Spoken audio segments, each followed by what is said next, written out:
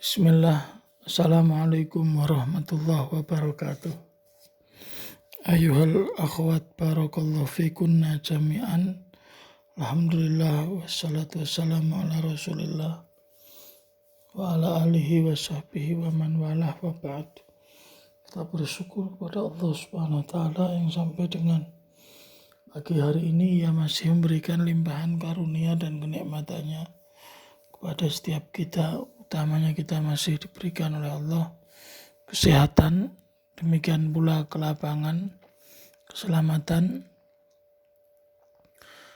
dan kita masih dimudahkan untuk bisa menjalankan apa-apa yang Allah Ta'ala perintahkan. Kita bersyukur bisa melanjutkan kembali pembahasan kitab Takrimul Mar'ah fil Islam, dan kita melanjutkan pembahasan baru halaman 46. Di sini kita akan baca secara ringkas saja. Jadi judulnya Siyanatul Islam lil Mar'ah, bentuk penjagaan Islam kepada wanita. Di situ di paragraf awal dinyatakan laqad ja'alal Islamu lil mar'ah dawabita daqiqatan tanalu biha ifata nafsiha wa siyanati farjiha wa salamati irdiha. Sungguh Islam telah menjadikan bagi wanita itu dawabit daqiqah, yaitu satu batasan-batasan yang detail atau patokan-patokan yang detail atau rambu-rambu yang jelas, yang dengannya seorang wanita akan bisa meraih kehormatan, kemuliaan dirinya dan keterjagaan farjinya dan keselamatan kehormatan dirinya. Ini Islam telah membuat aturan-aturan khusus bagi mereka para wanita. Apa di antara patokan-patokan atau aturan-aturan khusus yang telah dibuat oleh Allah Subhanahu wa Ta'ala untuk mereka para wanita? Kita langsung melihat kepada poin-poin yang ada di bawah itu. Nomor 1, al-hijab. Allah Subhanahu wa Ta'ala mewajibkan bagi mereka untuk memakai hijab. Dzalika bi antastural mar'atu jami'a badaniha wa zinataha 'ala rijal al-ajanib. Allah Ta'ala memerintahkan para wanita untuk menutupi semua badannya dan perhiasannya dari laki-laki asing. Dan ayatnya telah jelas di situ, di antaranya ayat yang masyhur yaitu surah Al-Ahzab ayat 59. Ya ayyuhan nabi qul li azwajik wa banatik wa nisa'il mu'minin yudnina 'alaihinna min jalabibihin. Dzalika adna yu'rafna fala yu'dzain wa kana Allahu ghafuran rahim. Terjemahnya bisa kalian lihat di Quran terjemah. Demikian pula dalam surah Al-Ahzab ayat 53. Wa idza sa'altumuhunna mata'an fas'aluhunna min wara'i hijab dzalikum atharu liqulubikum wa qulubihin. Wa ma kana lakum an tu'dzu Rasulullah wala tankihu azwajah min ba'dihi abadan. Inna dzalikum kana indallahi azima. Ini juga ayat yang memerintahkan untuk bermuamalah dengan wanita di balik hijab. Yang kedua, alla takhruja illa lihajatin. Wanita tidak diperkenankan keluar kecuali untuk satu keperluan yang mendesak. Berdasarkan keumuman firman Allah, waqarna fi buyutikun wa la tabarrajna tabarrujal jahiliyatil ula.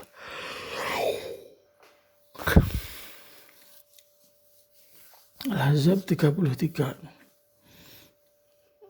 Dan hendaknya kalian para wanita tetap berada di rumah-rumah kalian. Dan jangan kalian melakukan tabarruj seperti tabarrujnya wanita-wanita jahiliyah yang terdahulu. Dan Rasulullah SAW beliau telah bersabda, al-mar'atu aurah.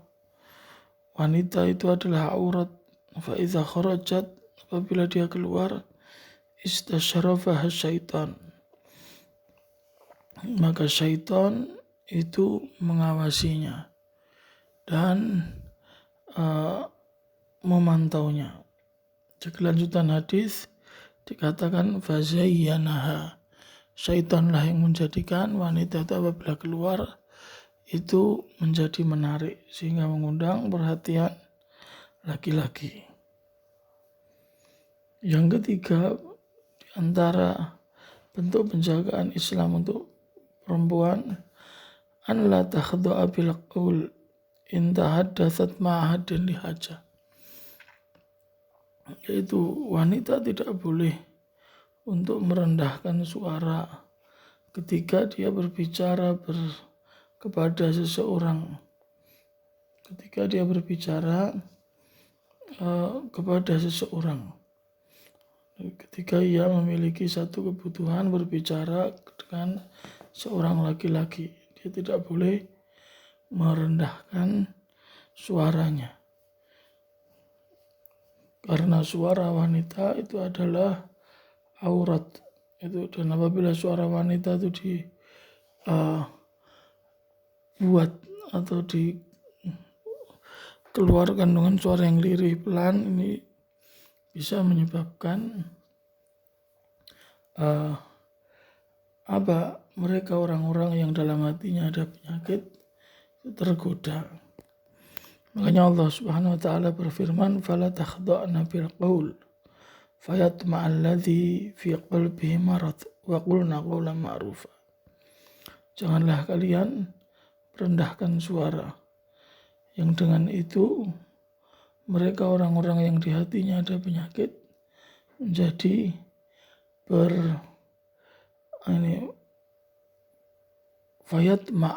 berharap atau berkeinginan, itu muncul itu syahwat di dalam kalbunya disebabkan penyakit hati. Dan Allah Ta'ala perintahkan agar mereka itu berkata dengan perkataan yang baik. Yang keempat, alla tajlisa fi khulwatin ma'arajulin ajnabi anha. Yang keempat yaitu dilarang bagi wanita untuk duduk menyendiri bersama laki-laki yang ajnabi. Ajnabi artinya bukan muhrim atau bukan mahramnya. Rasulullah bersabda, la yakhluwanna rajulun bimra'atin illa ma'adhi mahram. Tidak boleh bagi wanita itu lakukan khulwat, menyendiri dengan laki-laki, kecuali bersama mahramnya.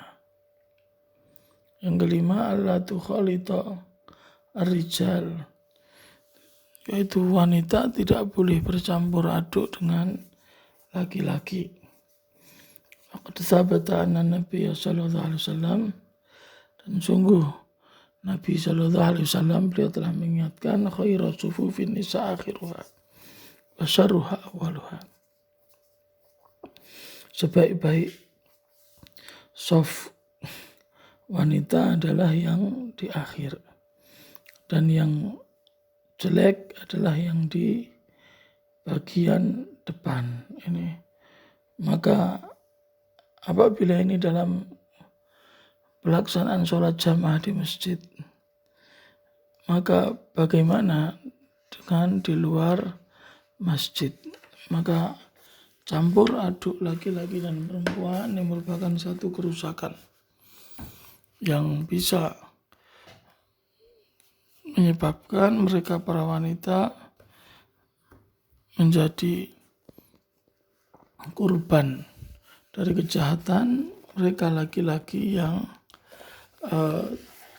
tidak bertanggung jawab. Maka tidak boleh bagi wanita untuk ikhtilat, campur aduk dengan laki-laki. Yang keenam, an la tusafira ila ma'adhi mahram. Tidak boleh pula bagi wanita untuk melakukan safar kecuali bersama mahramnya. Sebagaimana hadis riwayat Imam Muslim, Nabi SAW bersabda, la yahillu limra'atin an tusafira illa wa ma'ahadhu mahramin minha. Tidak halal bagi seorang wanita untuk melakukan safar kecuali bersamanya mahramnya. Dalam riwayat yang lain ada tambahan tu'minu billah wal yaumil akhir. Tidak halal bagi wanita yang dia beriman kepada Allah dan hari akhir untuk melakukan safar masirata yaumin wa lailah, perjalanan 1 hari 1 malam, melainkan bersamanya mahramnya. Ini ikhwati fillah, barakallahu fikum. Yang ketujuh, alla tadha' syai'an minat tib ala malabisiha inda khurujiha. Tidak dibenarkan pula bagi wanita untuk menggunakan minyak wangi atau parfum ketika dia mengenakan pakaian.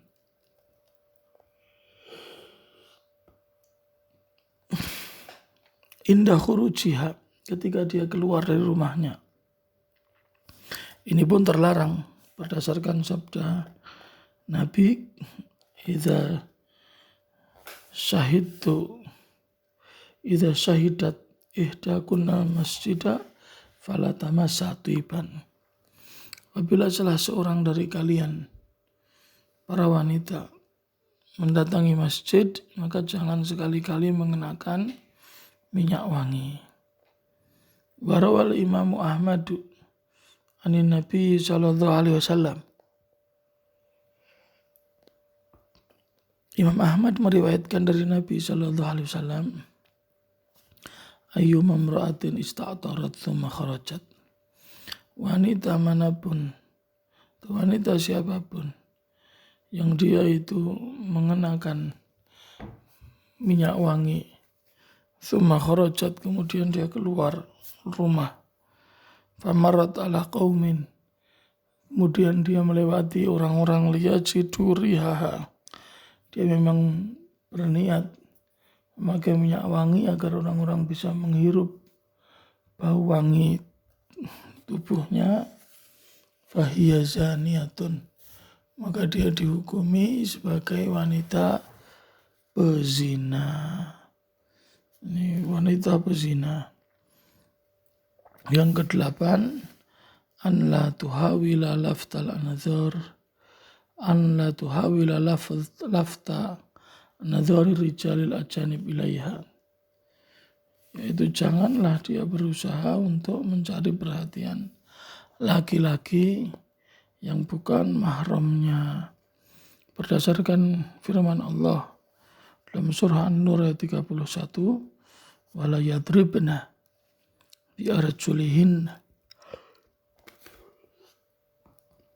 liyu'lama ma yukhfina min zinatihin.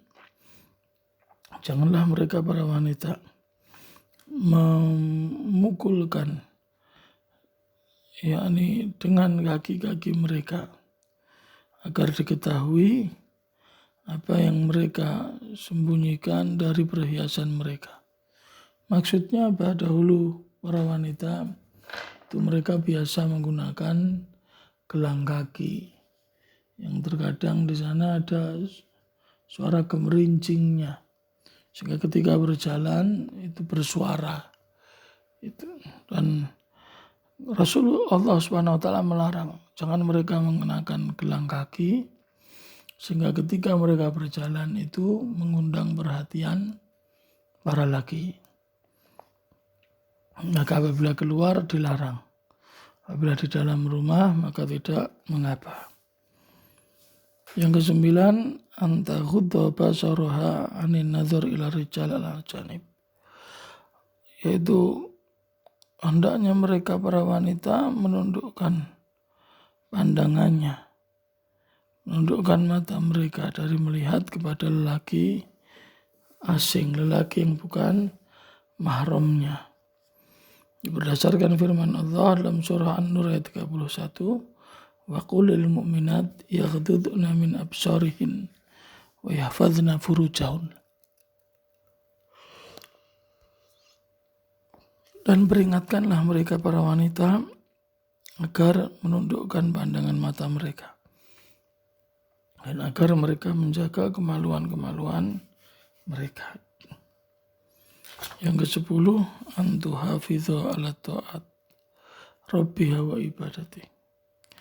Itu hendaknya mereka menjaga diri mereka untuk senantiasa mentaati Rabb mereka dan beribadah kepadanya.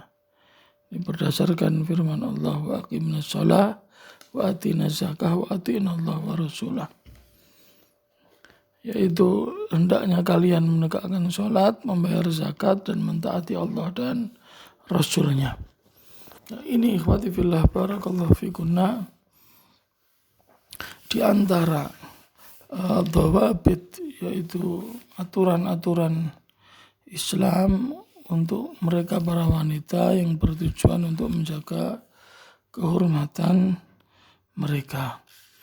Itu apabila ini diindahkan, maka mereka para wanita akan senantiasa terjaga.